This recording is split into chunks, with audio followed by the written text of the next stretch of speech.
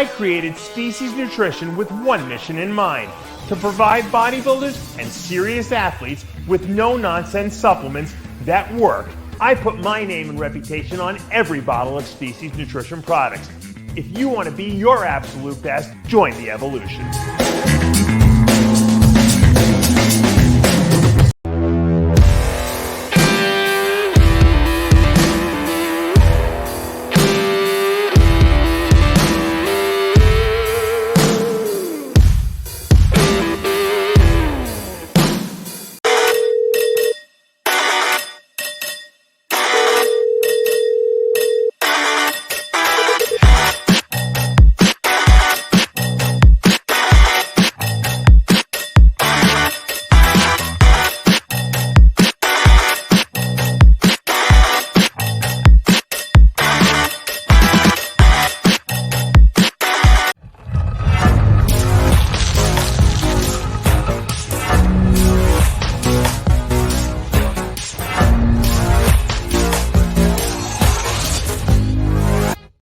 Welcome back to another exciting episode of the Palumbo Podcast. I'm Dave Palumbo, joined by John Romano. Lee Priest could be in limbo someplace. We're not really sure. He might be between universes at this point, as far as we know. Well, bearing in mind that the Earth is flat, is only, between 2 points, you can only be in one place. I'm watching this show on, I think it's Apple TV. It's called Dark Matter. Have you seen it? No, I have not. It's the premise is, you'll like the premise. The premise is that, whenever we make decisions in life, let's say you decide you're going to get married to this woman and you're going to give up your career, or the other decision could have been, I was going to take my career and just not, marry this woman.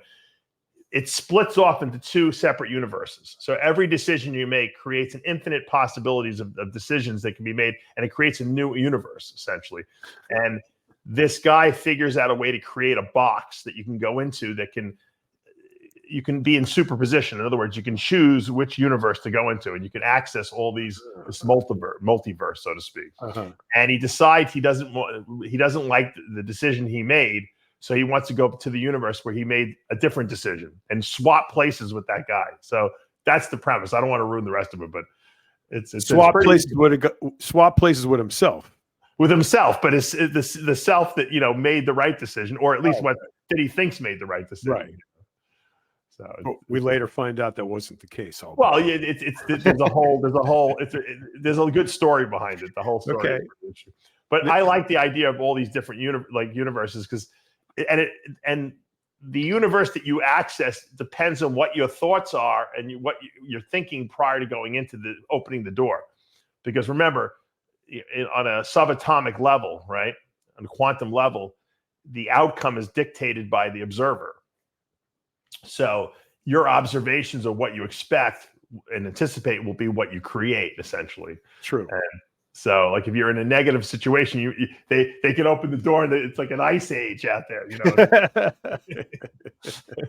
So like a time capsule. Yeah, they have to learn how to temper their thoughts before they open the doors up. It's very Twilight Zone-ish. Yeah, it's very Twilight Zone. Yeah. I thought you'd like that. I do. Show. Yeah, if I can, I'll put that on the list. I might get to the list next decade. My list is very long. It keeps growing, but yeah. I try. I try to at night to turn my brain off from bodybuilding and all the other BS that goes on during the day. I try to watch something that has nothing to do with what my job is or what I'm interested in. Yeah, I have, especially in this last week, I have had the hardest time going to sleep. I got a lot on my mind, and I'm like you, my mind races. Yeah. I use the TV to divert, the attention, so that if my mind goes on autopilot while it's paying attention to TV, right, I'll give up and go to sleep. Yeah. And it's been so difficult this week. I mean, I've gotten probably 4 hours sleep a night. Wow. Broken 4 hours sleep a night because I just can't. I cannot get that to switch to go off sometimes, because what happens? I start watching something, then I get interested in it. It's got to be something. Well, what I do is I don't watch TV in bed ever. Oh, I watch it in the living room, and then I go into the bed. When I'm done, I shut it off, and then I go into the bedroom. I never watch TV in bed because and I don't play with my phone in bed either, because if you do that, you're done. Do not pick that phone up. My problem is that if I stayed on the couch until I fell asleep and then got up and walked to bed, all 20 yards of that distance, I would be totally awake again. I'd have to start all over. So I got to be in the bed. It's terrible. Insomnia is terrible, man. People, there's new research. I feel like Blackman. The new study came out. No, they seriously, they've shown that high dose melatonin is really helpful. The old dogma used to be never take more than 3 milligrams a night. I mean, that was like it. 3 mil, and they used to say 3 milligrams was too much. It's like when growth hormone first came out. You remember when growth hormone first came out? They're like, never take more than 3 IUs a day. Right. And no one did for years. No one ever taught you 10 IUs a day. But the new research shows now that if you take like 10, even up to 20 milligrams of melatonin at night, it's not bad for you. It's actually really good for you. And they saw a lot of health benefits of it. I thought it would knock me out so severely that I wouldn't want to wake up the next morning, but it seems as though it's not dose related. So as long as you get, at least 6 hours of sleep, you're not going to be groggy in the morning any more from 10 milligrams than you were from 5 milligrams or 3 milligrams. Well, it doesn't technically make you sleepy. It just allows your brain biorhythms to go to sleep. Pilots use that too, don't they, to combat jet lag? You know what? When I travel through time zones, I take my melatonin with me. I never ever have a problem falling asleep ever. I don't want to. Because I'm supposed to go to Dubai, I think, at the end of July. We are going to Alabama next week. Alabama is not a time zone, or maybe it is a time zone. It's only one. I was kidding. But I'm saying, Dubai, that's 9-hour difference. So, what are you going to Dubai for? I think that Bader Badai is bringing us in for the Dubai Pro Show there. They're giving away $100,000 to first place in the open category. And I believe Sid and I are going to do the live stream broadcast there. So not Romano too. Well, you want to go? If Bader wants me to go, I'll go. All right, we'll have to. Bader, you listening? You watching the show? Bring Romano too. I have nothing. I have nothing but praise. Well, you don't I know you don't like to travel now. You're always complaining. Well, I do have this issue that my dog is dying, and I know that's why I didn't. So it's like until that actually happens, I'm kind of stuck. But it could happen any minute now. I mean, it's at that point. So it's a terrible. I know. I've been there. It's terrible. You know what it is? It's that I know this guy really well, my dog, and as opposed to his sister, who we had to put down last year, she had brain cancer. So the dog was gone, although her body was still moving around. Roxy was gone. Her brain was gone. It's the exact opposite with him. His brain is all there. You can tell via the words he recognizes and what he wants to do. His just body won't cooperate. Yeah. That's very sad. Yeah, because I know he's all there mentally. He just can't. His body won't cooperate, and it's just really so sad. I don't know why they make those animals live only 10, 12 years. Why can't we get animal companions that last as long as we do? What's wrong with that? Unless you're like into turtles, like a big tortoise, they live 100 years. I have a Galapagos tortoise, John, that supposedly is going to live for 120 years. But the tortoise won't sit in your lap and put his nose over here and let you kiss his face. Maybe it's because you're supposed to have multiple relationships with your dogs. Maybe that's it. You're not supposed to have one dog. Maybe. It's just and it's the first thing you think about when you get him too. You get him, you fall in love with him, and you go, "Fuck, I'm gonna have to say goodbye to this." I know. And my two little guys died within a week of each other 2 weeks before I had my open heart surgery last year. That was really trauma. Yes, I was convinced that there was a bad omen, like I was going to die or something like that. Yeah.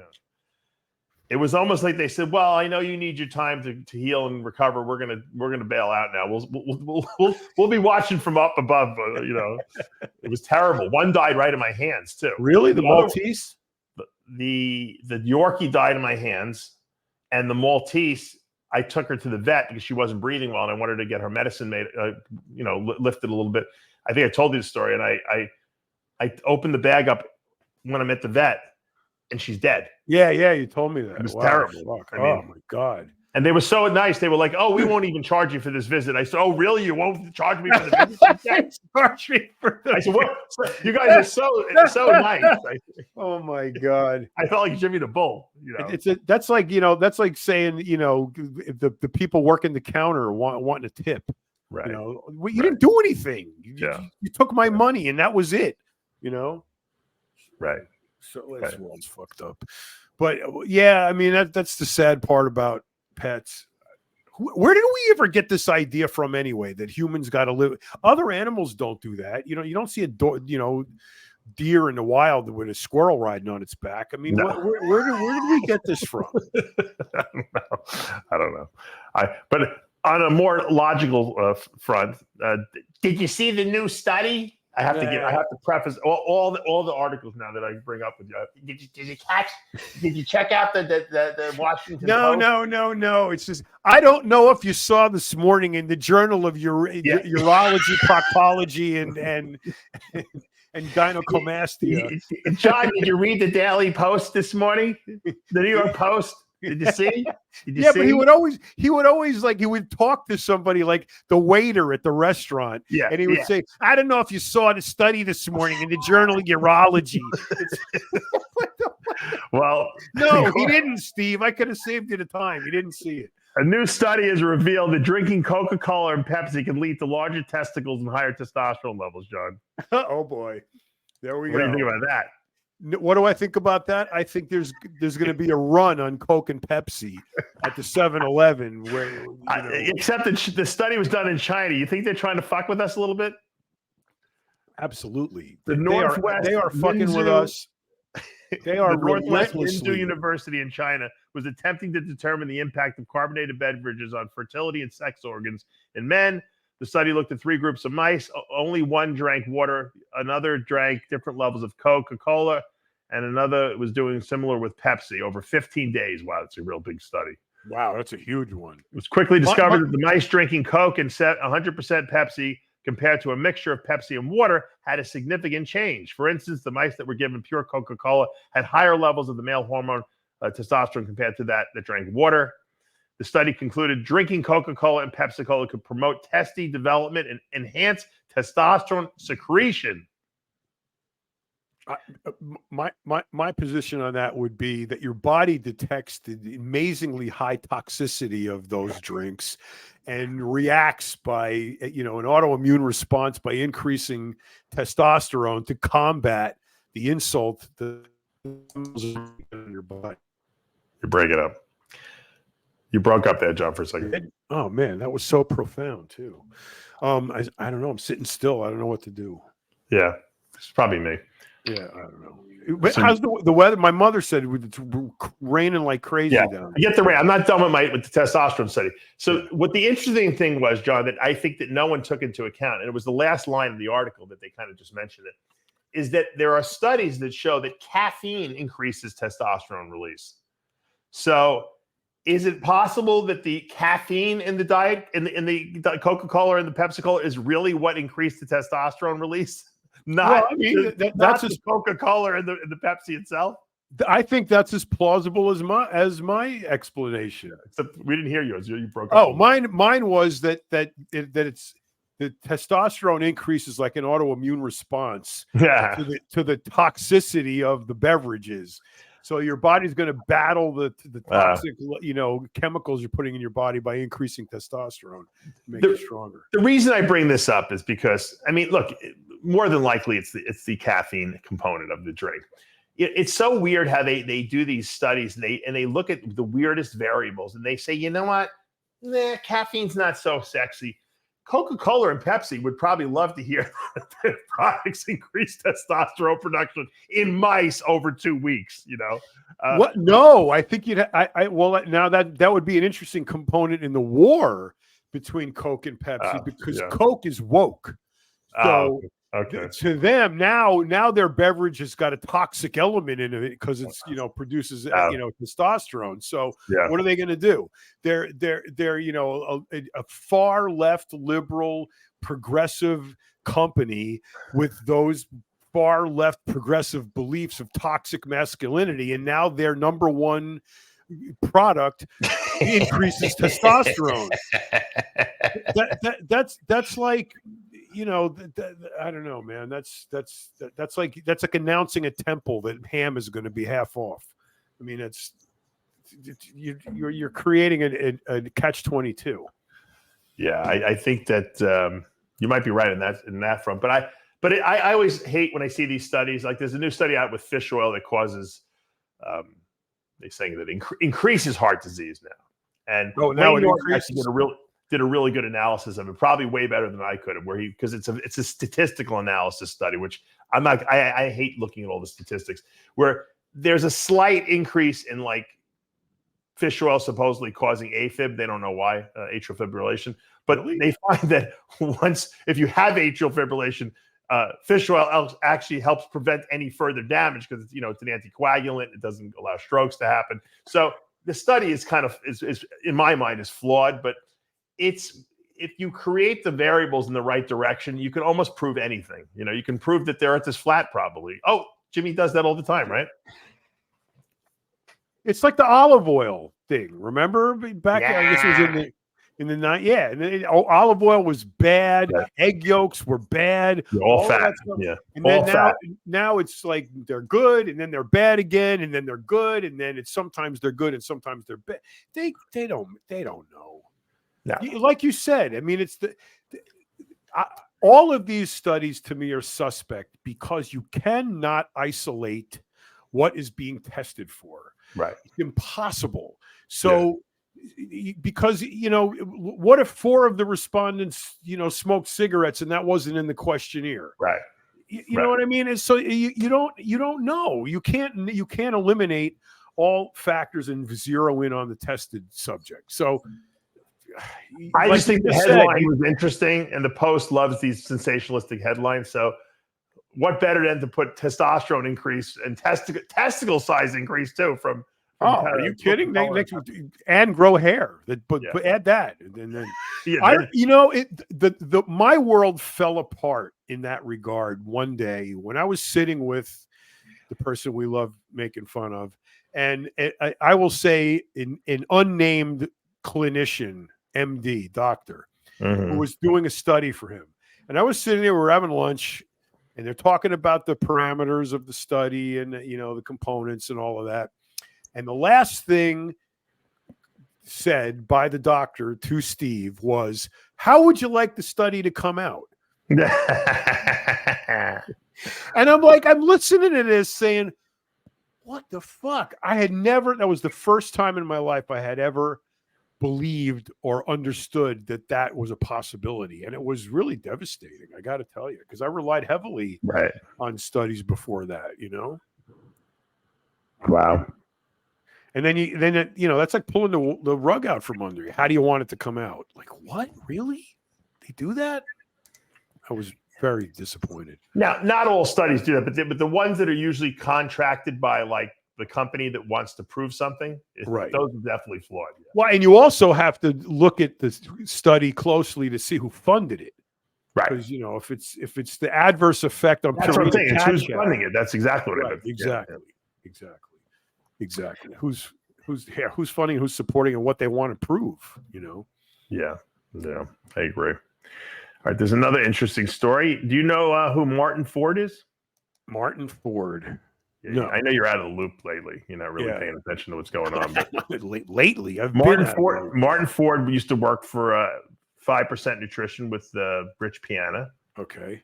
He just got cast in this new House of David biblical drama by Amazon. He's going to be playing Goliath in the David and Goliath tale. Pretty cool, right? Yeah, that's awesome. Good for him. That's Martin, the second from the left there. I'll pull up another picture of him just in case. Yeah, I know. Now that I see the tattoos, I know who you're talking about. Yeah. He's a bad looking dude. Yeah, he's definitely an interesting character. Yeah. Well, that's awesome. That's great for him and our industry. He looks like Goliath. I mean, who better to picture this guy, right? I know, right? Very menacing. Nice guy though. Super nice. I'd like to meet him. Yeah, you like him. Dude. So I have this question for Dave, for you. Okay. with respect to Ozempic, so many people now are asking me about this shit. And I keep telling them, no. And they keep saying, but their doctor said.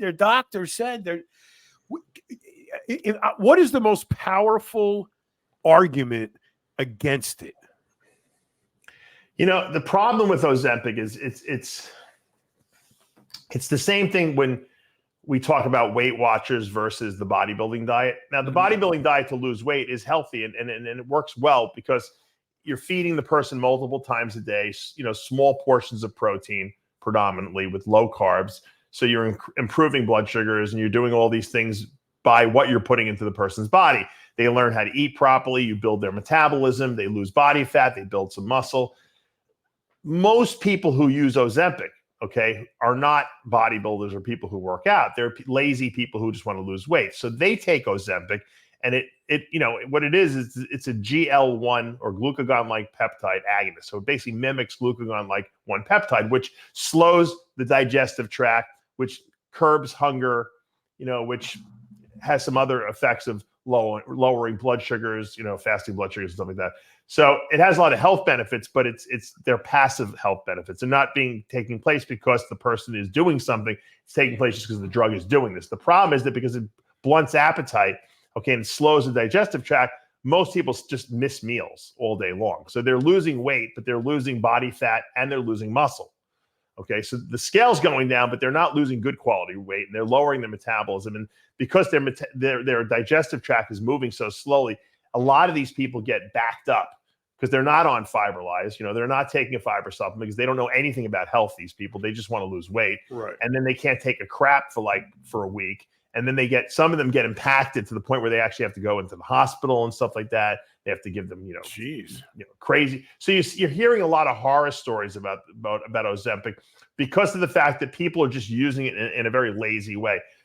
The athletes that I know who use it, maybe people who have trouble with, sticking to their diet, because they like to cheat in between meals, people who just have poor blood sugar control, people who take a lot of people, the bodybuilders that I've worked with that have been on Ozempic have gotten amazing results, and they haven't lost muscle. They look really good. I got them on Fiberlife. They're not having trouble pooping, and they're getting all the positive benefits from the drug. Wait, stop. Let me interrupt you.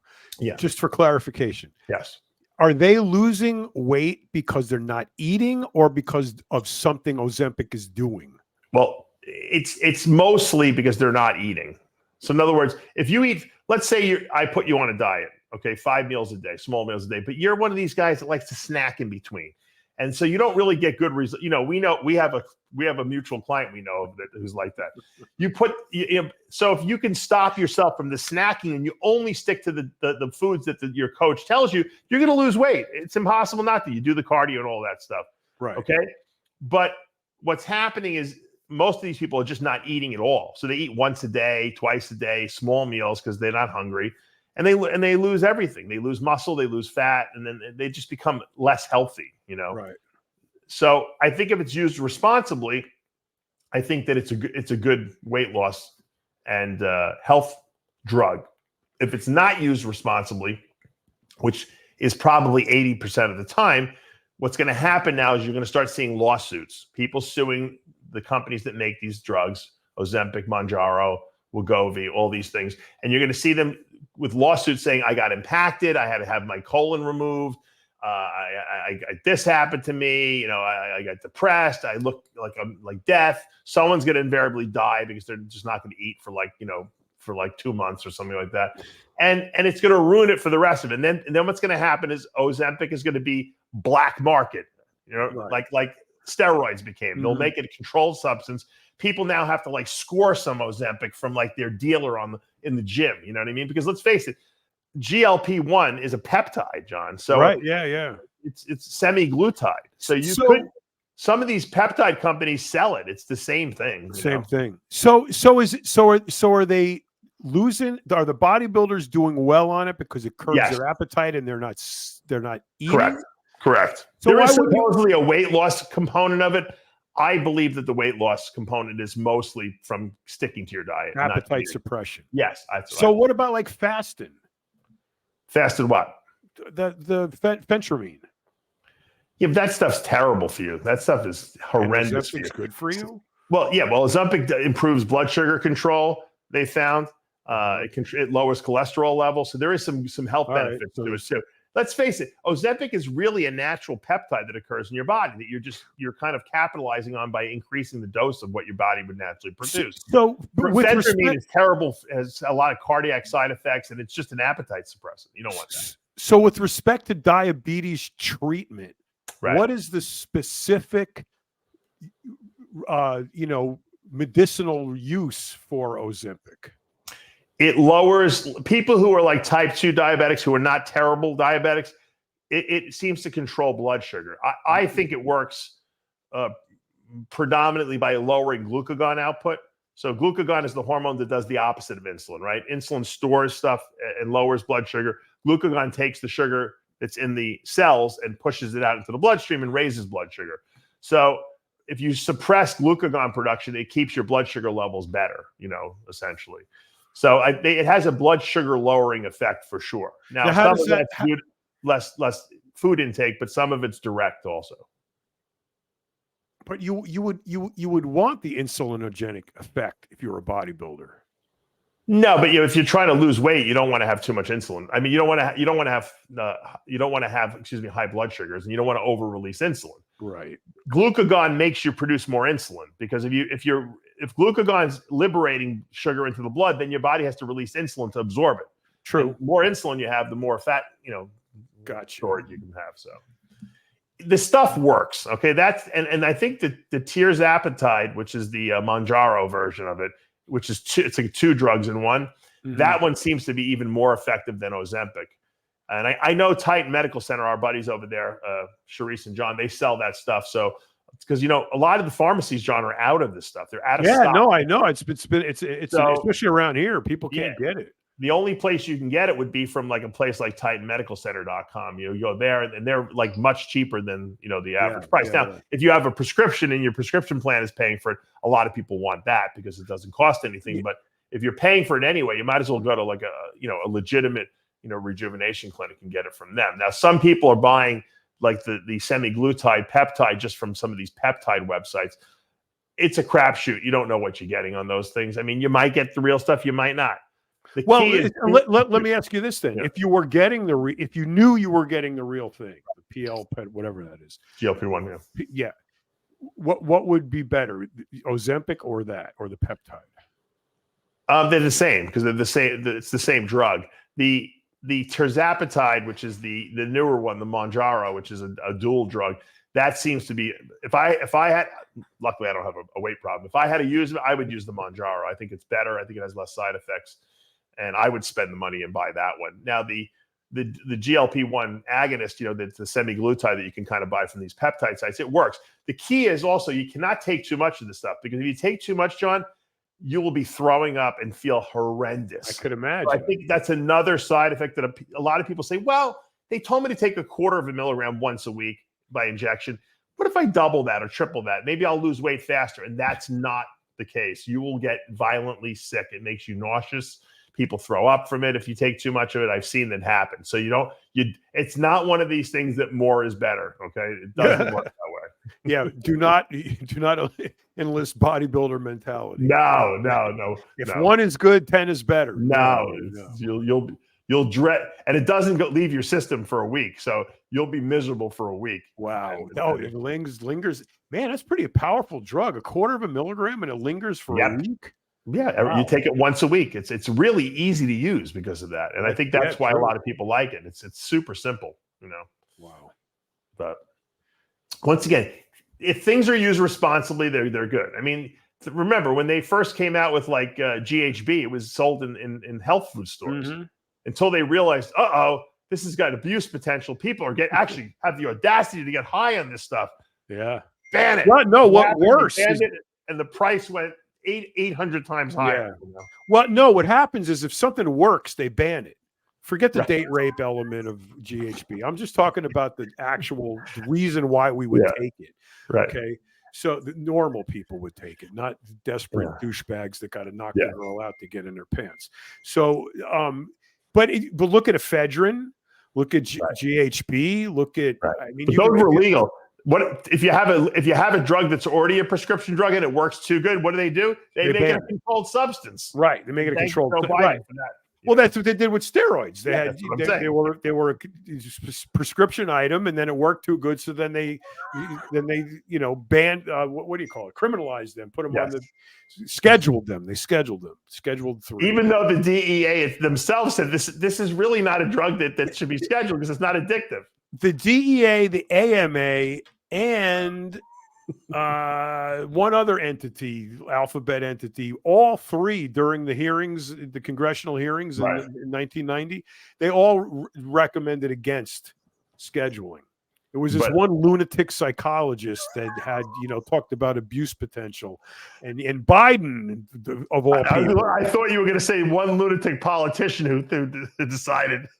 No, it was a psychologist. I forgot his name, but he's the one who talked the language that Biden wanted to hear.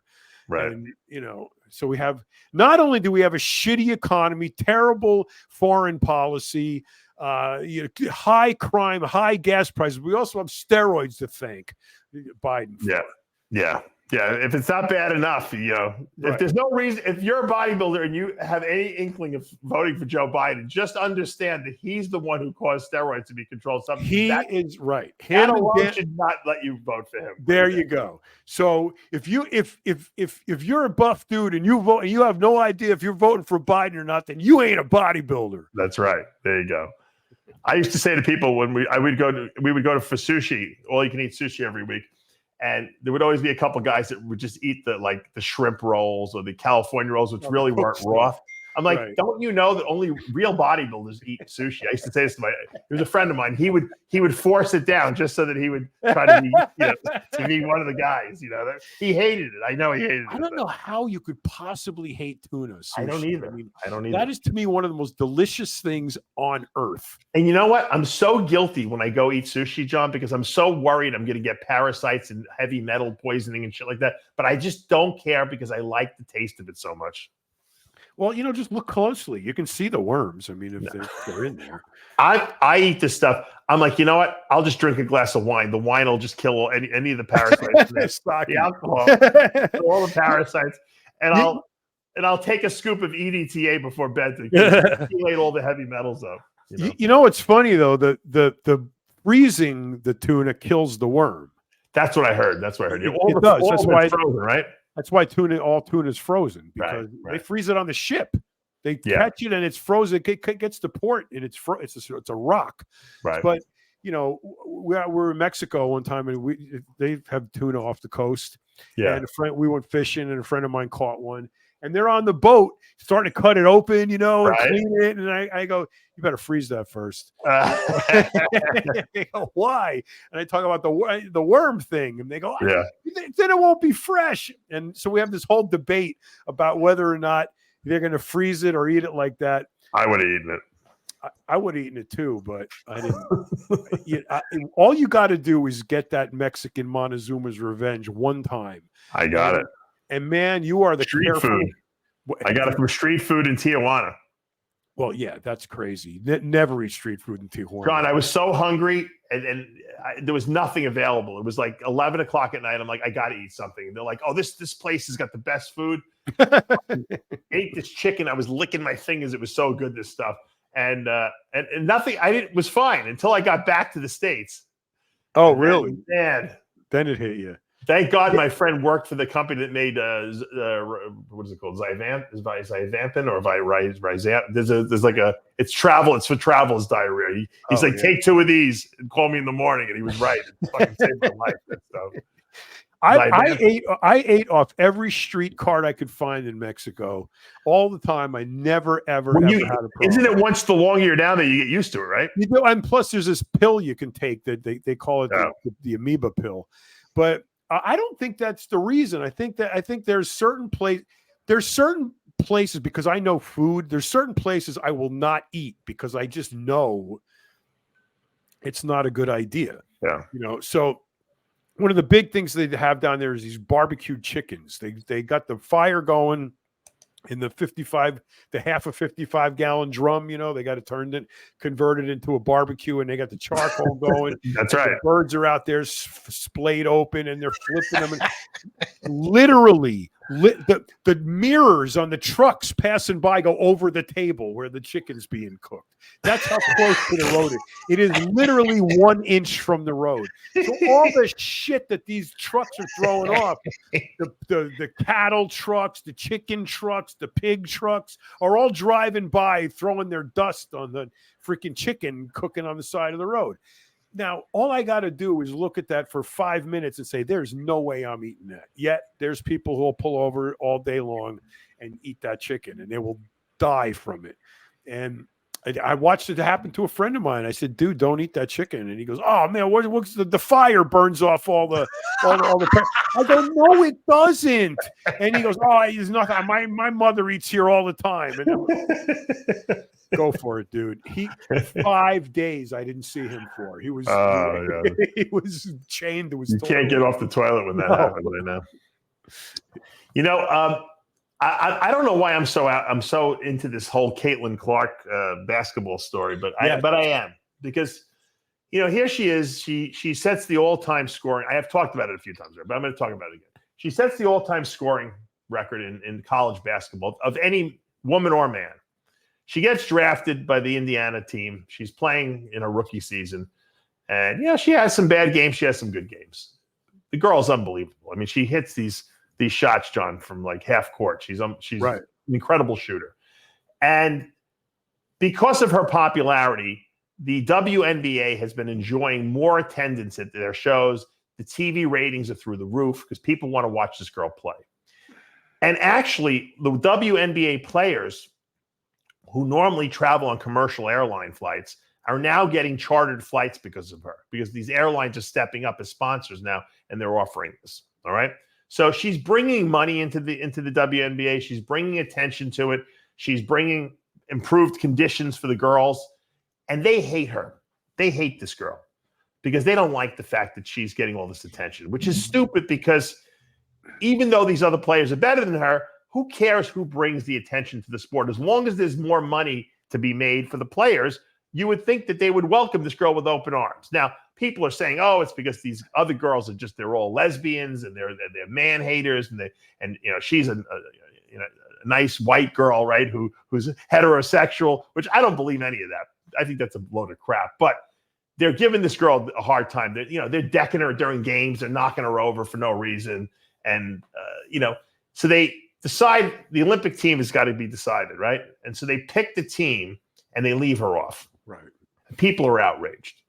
Now, was her play that good that she deserved to be on the team? Who knows? She has only been playing in the pros for like a month, But with all the good stuff that she's bringing, all the great attention, you think that they throw her on as the last person on the team, right? Just for the publicity of it. Now, all of a sudden, retroactively, she's been picked as an alternate for the team now. So if someone gets hurt, she gets to go. The whole thing is it stinks. And then they're condemning her because these reporters are asking, well, what do you think about people saying terrible things about the WNBA, that it's racist and the girls are this and that, and she doesn't want to get involved. She's like, I don't even concern myself with that. I am focused on playing basketball. That's it. And then the teammates are condemning her because she's not standing up for them. Murder your parents and scream you're an orphan. It's unbelievable. Why don't they just leave this girl alone? Put her on the freaking team. I'll tell you why. Money. It's about money. Isn't that at the end of the day? Show me the money. What one would think, except the social climate in America now is so divided along this oppressor guideline. Okay. It's not that she's straight. It's that she's also white and a female, and well, technically a female is an oppressed group, but she within the scope of women's basketball, she was probably seen as an oppressor because she's white, successful, kind of good looking, not a lesbian, and bucks the norm of the other beasts that play for that Right. league. Okay, so you've got a bunch of victims there that need to play off the sentiment of the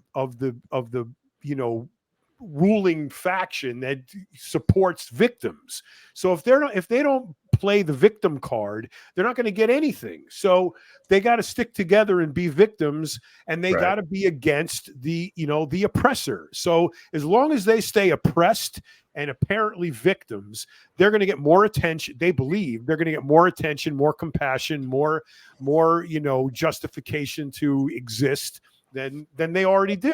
So the what's her name, Caitlyn, is a threat to that, because she's not a victim. She wants, in spite, as much as they're trying to make her a victim, she's not a victim. So she's not going to stand up for the people that are tormenting her, because they're not in the same group. Right. No, that makes sense. That definitely makes sense. And it's a shame, because she's really helping the sport grow. I mean, whether she ever becomes a superstar player or not in the WNBA, it doesn't even matter. It's called bringing attention to the sport, so that people will start putting more money into the sport and treating these women like the men, with much more dignity. They think they get more attention as victims. Have you ever hear the Mexican crab story analogy? No.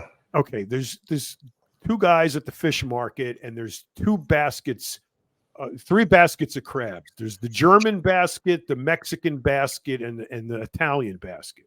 Okay, and the Italian basket and the German basket have covers on the baskets, and the Mexican basket does not have a cover on it. So the one guy says to the other guy, he goes, "How come the Italian basket of crabs and the German basket of crabs have tops on it, and the Mexican ones don't?" And he says, "Well, it's pretty simple. The German crabs and the Italian crab pots are covered because the crabs will start climbing out of the pot. One will climb on top of the other one's back, and then the other one, and then until finally they get to the top, and then they start hauling the rest of their buddies over, and they all escape." He goes, "Well, why? So what's with the Mexicans?" He goes, "As soon as one of the Mexican crabs gets up to the rim of the basket, the rest of them inside pull them back down."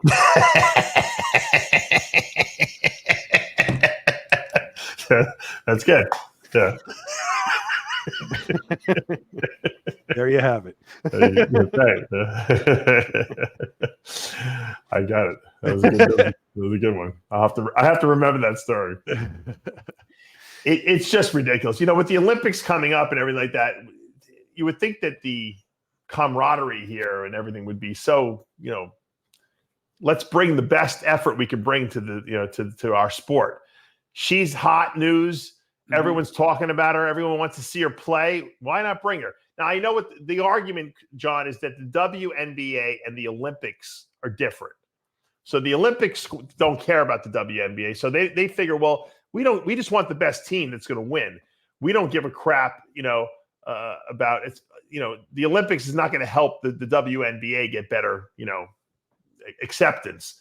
And so they're like two different organizations, when instead they should be working together to augment each other, which is the whole country should be working together. Yeah. This is an offshoot of what we are as a nation dealing with, is division. Yeah. Mm-hmm. Complete and total division. You're right. And nobody sees it.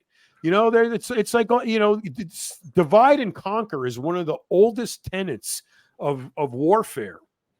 And that's what's being done here. And it's trickled all the way down to women's basketball, of all things. I one of the most obscure things on the planet, and is women's basketball.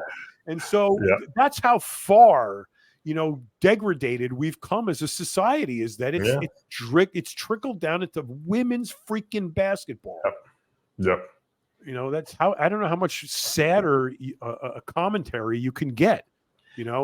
Speaking of the Olympics, did you see this Leah Thomas girl? Oh, my guy. Guy. He wants to swim for the Olympic team, the women's Olympic team, of course. And they won't let him, because they swim. Even the swimming organizations, they're done with these trans people. They're like, look, swim in your own organization. You're not swimming with the women. Thank God Thank God, some sanity finally. You know what? Because probably the Olympic Games are probably like, I don't know what you guys are doing in the United States, but you're not bringing those men in the women's divisions to the Olympics. I guarantee that's what happened. I hope that's the case. No, it is the case. I really do, because the DEI thing is so strong here. Actually, it's weakening now. There's companies all over the place are dismantling their DEI divisions of HR. So that's good news. But the idea of equity is so skewed right now that it's like the guy can't compete with men, so let him compete with women, then he can dominate. It's like expecting, it's like the 7-foot tall basketball player against the 4'8" tall basketball player. Yeah, right. It's like, give the 4-foot tall one a ladder, then you can make things more equal. It's like, let Leah Thomas swim with the girls. That makes it more equal. So it's just insane. And I really, truly hope the Olympic Commission keeps her out. The World Cup in Berlin in October they had a division called all sex and gender identities. No one entered it. Yeah, I'm sure no one entered. No, it's true. No one entered it because that's the whole purpose of the guy competing with the women is to win. It's to win, right? Put exactly. A bunch of them together in the same pool, then they got to compete against each other. Because then they have to figure out how to cheat, John. Yeah, exactly. Now what? Now how are we going to? Now, you want equity? Here you go. Throw them all in the pool. Now you got equity. Now what? A certain number of them get a kickboard? Is that how? I would probably watch that division just to see the freaks that would probably pop up in that division. The best one should be bodybuilding. If we had a freak show division like that in body, think about it. You'd get girls there that had their breasts removed with no shirt on. You'd have dudes with tops on with gel pads in them. There are guys that compete that have bigger boobs than the women. I'm sure there would be some of the women that wouldn't have their boobs removed. They'd still have the top off on stage. Or like that freak in Brazil, the men's bikini wellness. What I want to know is, when does psychiatry ever get a seat at the table? Where's your father when we need him, John? Fucking mentally ill.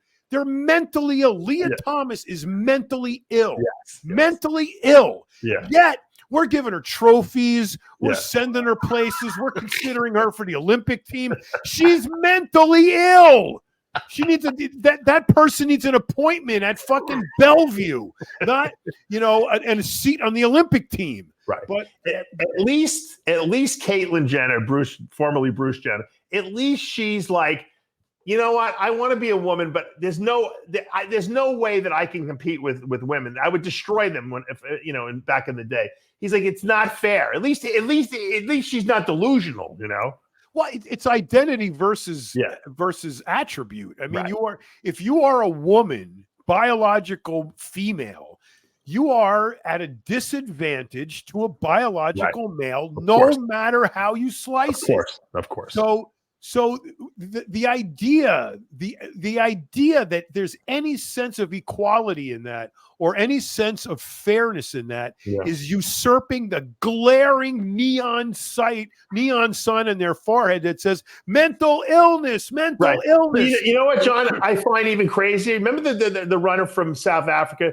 She was like, she had extremely high testosterone levels naturally because she has just genetically, she's a freak. But she's a genetic female. Right. She's an XX genetic female. And they wanted to ban her from running. They wanted her to have to lower her testosterone, like with drugs, to compete. Right. I remember that. That's like us telling, you know what, Ronnie Coleman? You're just a little too genetically gifted for bodybuilding. We're gonna have to put you on androgen blockers because it's not fair otherwise that you win all these Olympias. I mean, it's ludicrous. Look. They'll condemn her, but then they'll celebrate Leah Thomas, who's a guy. But the lunacy is everywhere. How about Queers for Palestine? How about that one? How about that one? One of those fucking weirdos would land in Palestine. Their head would be off before they got down the steps of the airplane. Okay? That's how fucking dumb they are. But it's everywhere. It's everywhere. It's opposite day. Nothing makes any sense. No. It's at the point right now where, I mean, literally, if a dolphin walked out of the ocean and introduced them to me in Spanish, I would just not even blink. I would be like totally normal. Here, give me your fin. I'll shake it. Yeah. I mean, that's where we're at. I am nothing will shock me anymore. You're right. It's scary, but it's true. Thank God we have the M Pro Classic coming up this weekend in Alicante, Spain. I don't know if you've seen Michael Krizo will be making his debut there, John. Will? Remember Michael Krizo? Yeah, the guy's a freak. Yeah, he's going to be trying to get his Olympia qualification. And so now, how do you think he'll do in the Olympia? I think this year he could potentially be a top 6 guy. You know, he's now, a freak. What's his drawbacks? I don't think he's got any drawbacks. I think he's improving. You know, he's got a big structure. He's got, you know, a big frame that needs to fill out. Sometimes he comes in a little flat, but the guy's always in great shape. You know, he's a freak show. I mean, even Jake Cutler was impressed with condition. Is he always shredded? Yeah. I mean, this guy's going to be dangerous. You know, so we want to see more Krizos on the Olympia stage. Yeah, for sure. Man. I like seeing that, man, because I want to see somebody. You know, we're overdue for a Dorian Yates kind of. Yeah. You know, remember he appeared out of nowhere. He was New York Pro, and then boom, he's in the Olympia. You know, well, I mean, look at guys like Martin Fitzwater, who's made over the last 3 years the most incredible. I mean, he literally almost beat Nick Walker at New York Pro. I actually had him winning the show. Yeah, he's made some incredible, you know. But I mean, a guy like when Dorian just blew everybody out of the. Look at this Rubio Mascara guy. You know, from I don't even know where he's from. I guess he's from South America, but he. You know, he won a couple shows last year. At the end of last year, you know, he got his pro card. He got his qualified for the Olympia, or he's not qualified for the Olympia, I should say. But he's going to be a freak of freaks. You know, when he gets on stage, I don't know what show he's going to be debuting at this year. But that guy, remember, Cormier's working with him on his posing and training a little bit, and he's like a Victor Richards. Who was that guy you posted on Facebook? He was a giant freak dude. Which guy? I don't know. I forgot his name. I saw it today, so you must have posted it recently. Oh, I don't know. It might have been. You sure it wasn't Krizo we posted? It could have been Krizo, yeah. I mean, it's the only drawback with that to doing these shows recorded versus live is we don't have the comments to feed us the line we're missing. Well, Rubio Mascara, Nexzilla is guy. This guy is. That's the guy I'm talking about. He's the next Victor Richards that actually competes. Insane. You know, it's like you can't fathom how big he is unless you look at his head. It looks like a peanut compared to his body. I mean, his arms are bigger than his head. No, easily. So, look, there's a lot of freaks on the horizon, John. You know, it's just a matter of when it's the right time. I don't know, man. I'm waiting. I think we're at the cusp. I think we're right at the point where we're going to get him, Krizo, the other guy you just talked about. There's a couple of guys from the Middle East that are trying to get over here too that are absolute monsters.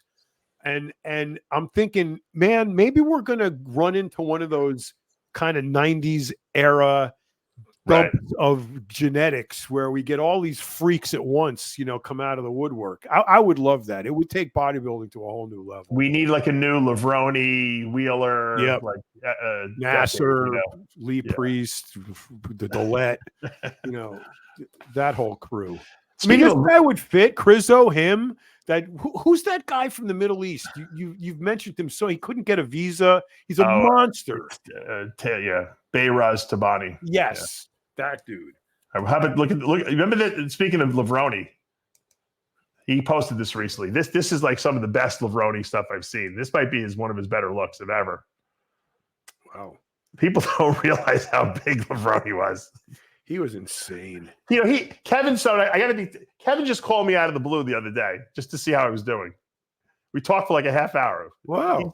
He's a very thoughtful guy. I said, Kevin, you know what? I wish I was as thoughtful as you were, that I actually think to call people up and say, how you doing, What year was that right there? It's crazy. Do you know what year that was? I would say probably around 2000.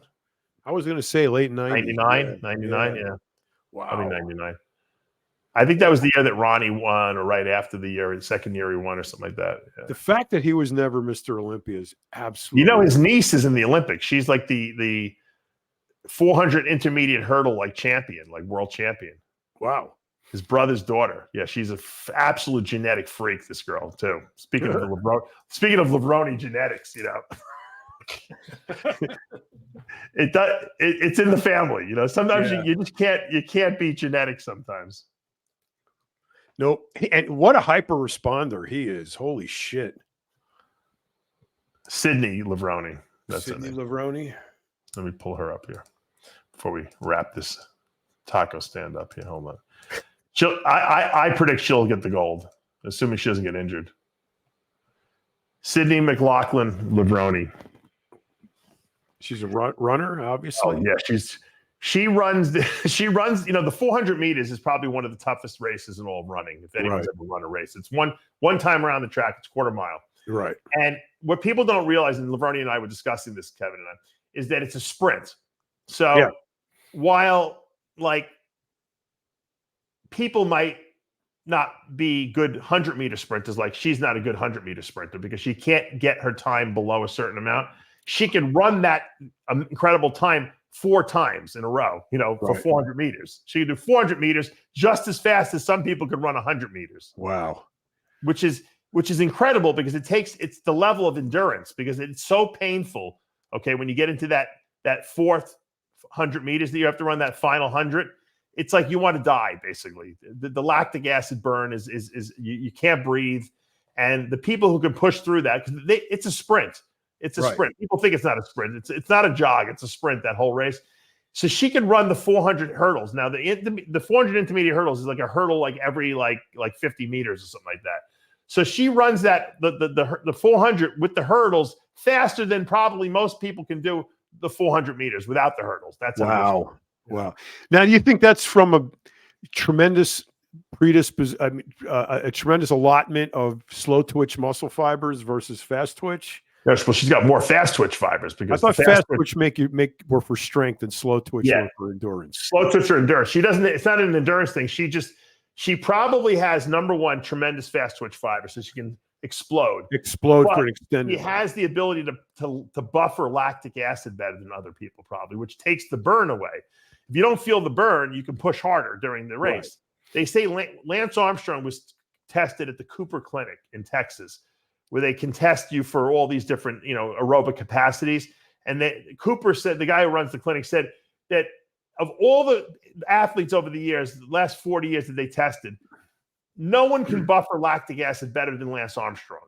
Really? Which is a testament to why he's so deadly on the hills, because when everyone else feels like they're going to drop dead, he doesn't feel any pain. So he keeps pushing harder and harder and harder.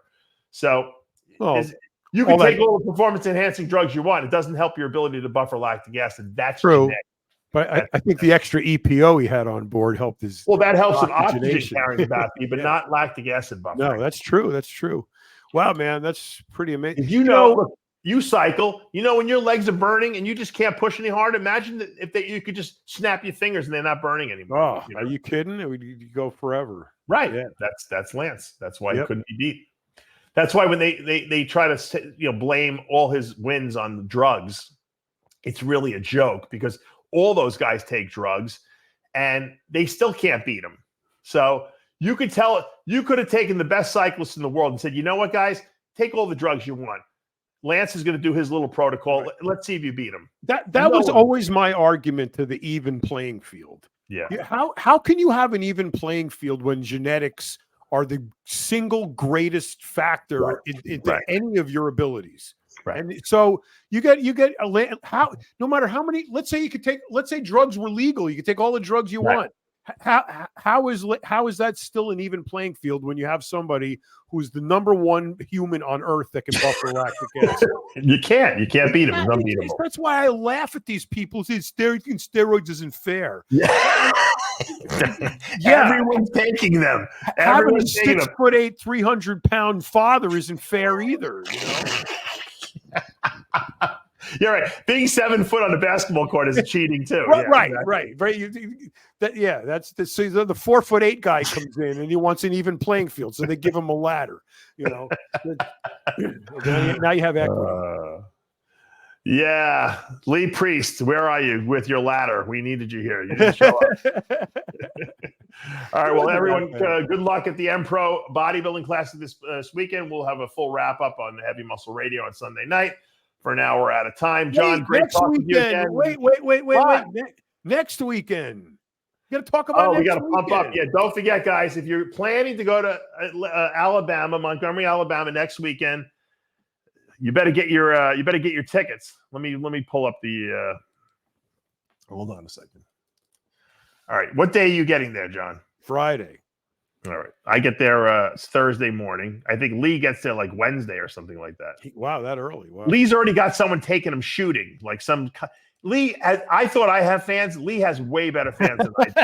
Are you kidding? Lee? Yeah, he's got some cop that's taking him shooting someplace. He wanted to know what days we need him. I said, you better be around, they said. He better not get ricocheted. There's the order of events. So this is on the weigh-ins on June 21st. After the weigh-ins and check-ins, we will be having the seminar with the Whack Pack at 7:30 p.m. on Friday night. Then we'll be going to dinner after. We might be doing an eating challenge. Saturday is the show. 4 o'clock will be the finals. And then directly after that will be the after party with the Whack Pack as well. So you will have a Whack Pack weekend in addition to a great pro show and a top amateur show. It's the Body B1 Classic. You can sign up and get all the information for the Renaissance Hotel, which is where the whole show is being held, and all the athletes. And we will be staying the Body, BODYBE1, the number 1 classic.com. Guys, don't miss it. We're going to be there all weekend long. It's going to be great. Can't wait to see all you guys. Me too. We have a lot of people coming, John, that are going to be going to be hanging out with us. So I think this is going to be I'm looking forward to this. Tyler's coming too. Did you know that? I didn't realize he's in driving distance. So he's driving. He's going to be filming the whole weekend. I haven't seen Tyler. Oh, is he really? Yeah, I have not seen. You've never met Tyler. No. I was in driving distance too, technically, but how far? I think it's I didn't really look, but because I think it's 3.5 hours for Tyler though. Oh no, it's nothing like that. He's in Tallahassee. Oh, okay. Yeah. So yeah, it would be a solid, drive for me, but flying's easier. Yeah, no, you better off. Especially when a time constraint, we don't have that much time. Well, looking forward to seeing you on Thursday, but we'll have obviously, I think we're going to do after hours on Monday this week. I don't know if you're available, but I think I got to get done on Monday. Wait, I got a dentist appointment on Monday at 10:30, but after you'll be done by then, unless you're getting 10 teeth pulled. No, just a cleaner. All right. So check out after hours on Monday afternoon, probably at probably 1:30. We'll probably do that. Knock that out. And then on Thursday, I will be in Montgomery with Lee Priest. I think Greg comes in Thursday night. John and Sid and who else is arriving the next day? Who did I leave out? Jimmy DeBull, right? We'll be there on. He's going to be mad at me, John, for forgetting him. We had a very bromantic text exchange. Oh, you did? Okay. Yeah, he told me he loves me like 500 times. All right. Well, we're good. The question is, who? I hope no one misses, but there's always someone that's got a problem. Who will have the problem getting there?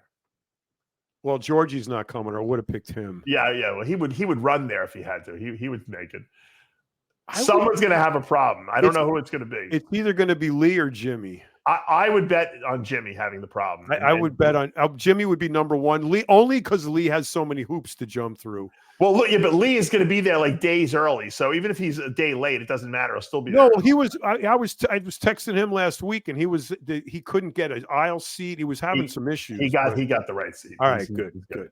I predict Jimmy will be calling us, guys. You're not going to believe this. I had to go to the VA. My tooth was falling out. They go. My anal sphincters failed. I got another rock in my colon or wherever he keeps them. He's got kidney stone. He's got the kidney stone lodged itself in his small intestine, and he can't shit. Jimmy, you better be there. Jimmy, you better be there, man. You better be there. All right. Better be there. We're going to wrap up today. Thanks for joining us, as always, on the Palumbo Podcast. We'll see you again next week.